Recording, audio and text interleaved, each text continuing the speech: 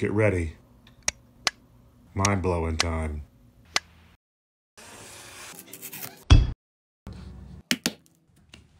Slide this. Let's go. Let's go. See this? See this monstrosity? When I'm making something like this, I don't need all that. Unless I need to know some roofing guidelines. Yep, I could, wait a minute. I'm not making a roof. I'm making a wallet. Enter something new. Now we're talking. Okay, my fellow leather crafters. If you spent any amount of time with leather, you probably already know that the craft requires a great number of tools. Many of the tools that we use are specifically designed for leather, but after taking a hard look at the tools on our workbenches, we notice that there are several tools that are borrowed from other disciplines. Remember the quote roof square a second ago? And they're not really optimized for leather craft. You know, our craft. Sure, they get the job done, but we wanted to make something better. One area of tools in particular that we notice is lacking in the quote optimized for leather department is rulers. Why can't there be features on our rulers that would be useful for leather crafters? We analyzed the market, we discovered that there's really nothing out there specifically designed for what we do with leather. As leather crafters, we've merely adopted tools from other industries and made them our own. You still with me? For the last year, we've been working on a new line of tools that we're calling the Leather Master Series to satisfy the need for better tools for leathercraft. We wanted tools that do more. And in a craft with so many single-use tools, doesn't it just sound nice to have tools that can do more?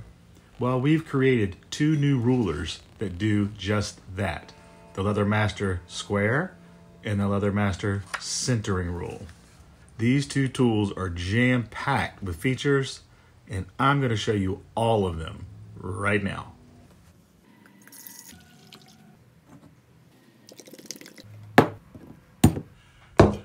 Everything with these two tools is intentional and thought out and planned, and sometimes we argued a little bit here and there, but we got it. You'll notice this one is 1 inch wide. This arm is 1 1/4 inch wide. This arm is 1 1/2 inch wide. 3 different sizes, and that's for a reason. Most of us have one of these strap cutters. If not, you need to go grab one. Romanoff makes beautiful strap cutters. This is the basic one, but they're all the same thing. So let's use this pretty one as an example. Quick public service announcement. Don't ever use these gauges on the top of these things. They're never accurate. So the easiest way is to take whatever size strap you want. That would be 1 inch. If you need an inch strap, set that in there like that. Unscrew your end. Slide your blade over, your blade is there. That's gonna be a 1 inch. If you need a 1 1/4, 1 1/4. If you need 1 1/2, 1 1/2. So convenient. We didn't stop there. There's more right on the tip of this arm. If you need 1/4 inch, 1/2 inch, 3/4 inch, just take whichever one you need, slide it into your blade, slide your arm over, and you can do anything you want.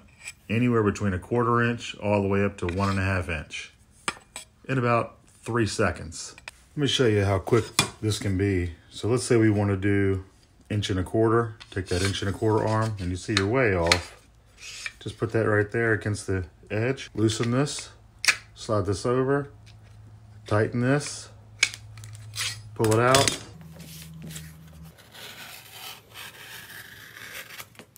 And there you go.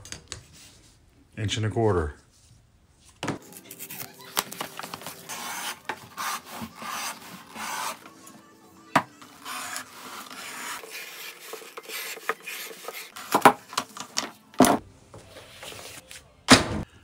Ready for some more magic? The end of each one of these arms has a little line and its center, a little notch right there to show you where the center is. So in our example, we did 1.5 inches. Take your bump jig, set it right there. That is exactly, literally identical to 1.5 inches. Well, there's also a center mark right there. You can mark your center. Now you can punch an end strap on there.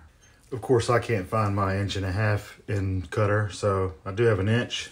So I just cut 1 inch real quick, and I can do the exact same thing with the inch, because it also has the center mark. Pop that there, pop that against the edge, do your center, slide in a whacking mat, put that tip right on that point, and now you already know where your center is. Never wobbly. Boom, perfect. Back to our 1.5 inches. You know, you're doing straps, you need these holes spaced out perfectly. We got you covered. Every arm has holes down the center perfectly, and they're all marked in inch increments. So you can see the 1/4 inches in the middle. So let's do the 1.5 inches. Now you can use a scratch awl, or if you got a pin, let's say you want to put one there, like, let's say you want to do every inch. You just go to every inch mark. And look at that. They're already marked and they're dead center. Now, just punch your holes. Mascon ZB anvil, by the way. How easy is this?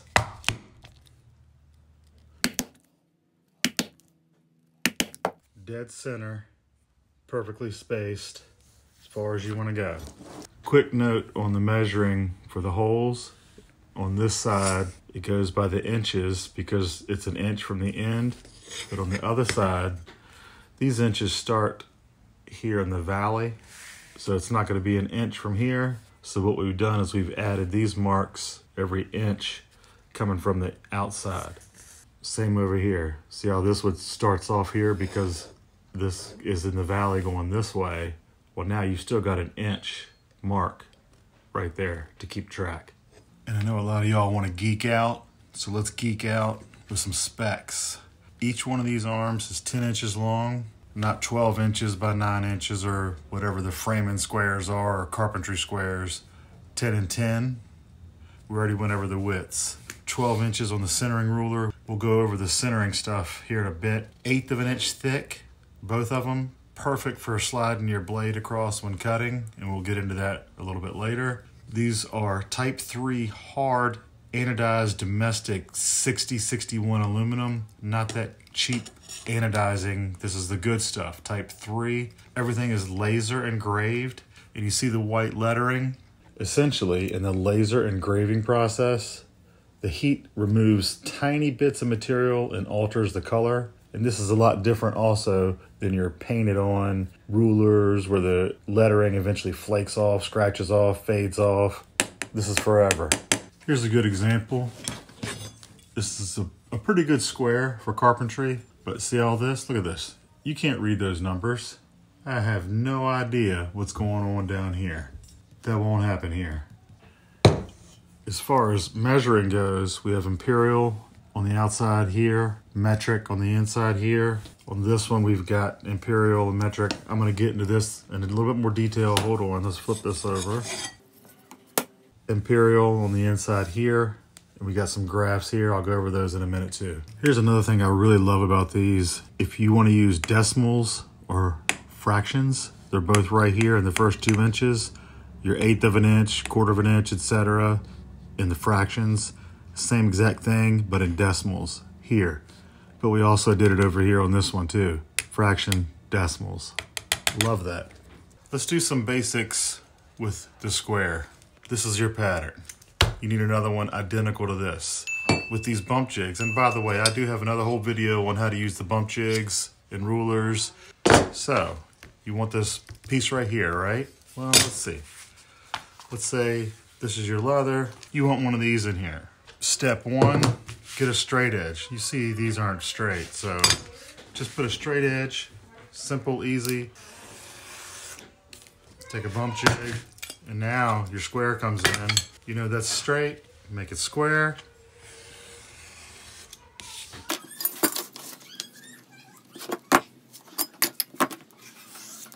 Huh? How easy is that? All right, let's talk about stitch per inch on our stitches. 3, 4, 5, and 6. Every once in a while, you just kind of want to know what each one might look like in your work. You could take all 4 options and tap them and see there's 3, 4, 5, and 6. You could do that. Or you could look at this chart. It's got the dots right there, shows you exactly, and it also converts it from millimeters to SPI, which is stitch per inch. Perfect. One thing we deal with all the time is leather thickness. You know, you might have a gauge like this and the inside ring's got millimeters, the outside's got ounces. We usually go with ounces, but often you'll hear or read something in millimeters. Well, now we have this chart right here. I think I called it a graph earlier, but I think it's a table. It tells you all of the conversions from millimeters to ounces to inches, starting at 1 ounce, 2 rows, all the way down to 16 ounces. And that converts it from ounce to millimeter to inches. All right, let's talk about this centering ruler. But before I do, another geek out moment I forgot is these corners. They're all rounded, just slightly rounded, so you don't scratch your leather. Something a lot of rulers forget. All right, back to the centering ruler. On this side, the top is 1 through 12 inches. The bottom, it'll look like it's double, 1 through 24 something. It's actually half of the top. For design work, this is perfect. And making patterns on your cereal boxes or chicken in the biscuit boxes, this is perfect. On all of my patterns, I put a center on everything because you never know when you're going to need that center. So whenever I'm doing any design work and patterns, I just put the center everywhere. And let me show you how easy this is.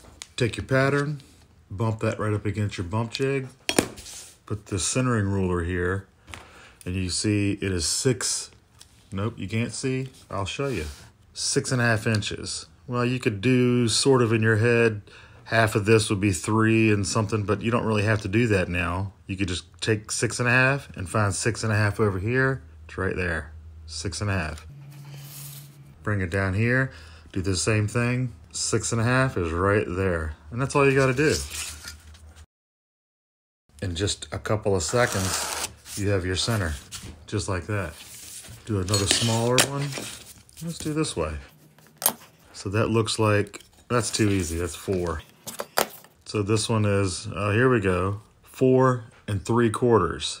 You could do some math in your head if you wanted to, but you don't have to. 4 3/4, you just go to 4 3/4 and it's right there.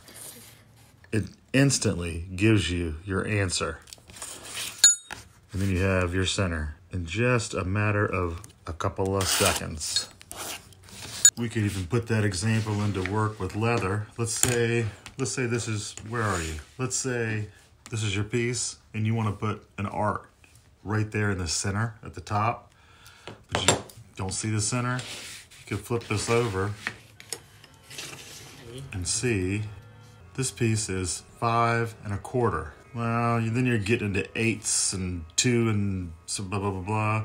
With this, now you don't have to. 5 1/4, you just go down to here, 5 1/4, and right there, you can scratch that off since you're gonna be cutting it anyway. Now you know where your center is for your punch. And remember, the centering ruler has all the features, the centering holes, the centering notch on each end, a little slot hole there to hang it up. And you could always use the top as your regular 12-inch ruler. And then on the back, of course, 12-inch ruler on the top, imperial, millimeter, metric on the bottom. And then your centers are also marked here on this side. And then we have our handy, that. See what I mean? They're like the Swiss Army knives of leather crafting. So many features and benefits. Indispensable. Remember, I got a link down in the description for these. We have limited quantities available, so go grab some. And as soon as we sell out of the first batch, we will switch over to a pre-sale. And then from there on, are we done? I think we're done. Hold on. Yeah, we're done.